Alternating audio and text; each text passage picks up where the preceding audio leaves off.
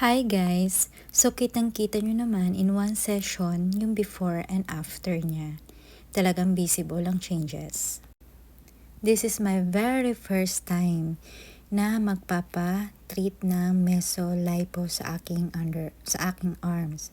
So ayan, tinurukan tayo para i-check kung meron ba akong allergy dun sa gamot na ituturok sa akin mamaya sa braso ko. Medyo mainit lang ito. Buti na lang mataas yung tolerance ko sa pain.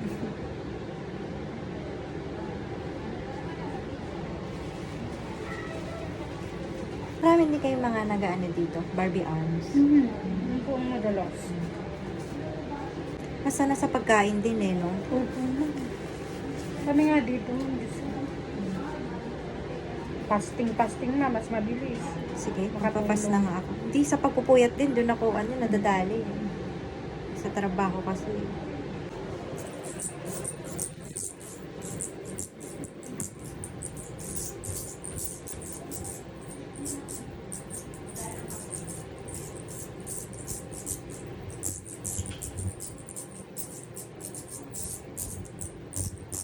Ano ka ma'am,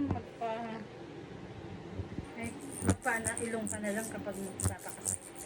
October, so ano dapat? Pwede na rin yun ma'am pala. Pwede na rin. Anong buwan ako dapat? Pwede na rin yun ma'am kasi 1 year din naman yun.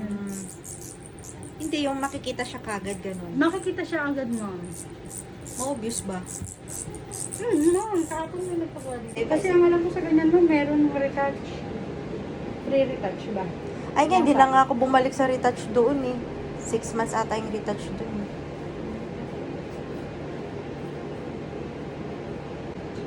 Sayang kasi. Pero maganda din siya ma'am, kaya lang. Medyo nagla-light na kasi siya eh, no? Oo, nagpipig na nga rin po siya dito. So may microblading din pala kayo, no? Micro shading ma'am, mas micro maganda. Kasi, pag microblading ma'am kasi, Guhit-guhit ganun din lang yung- kasi. Oo, pero ganun din pag nag-peel off siya.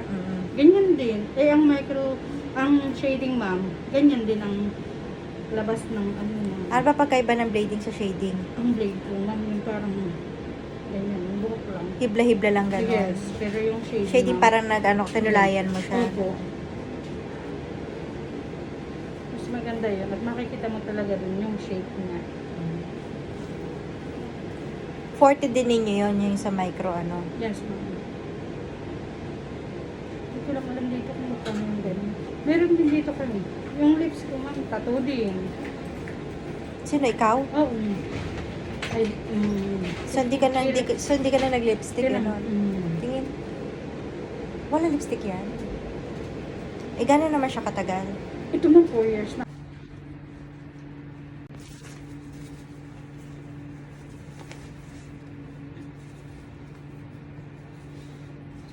Tapos yung asawa ko, gusto niya siya para.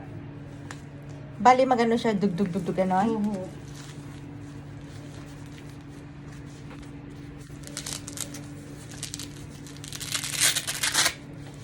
Hindi masakit, ma'am. Hindi naman. Expect mo na magkakaroon ka ng pasa, pero huwag ka matakot, normal yan.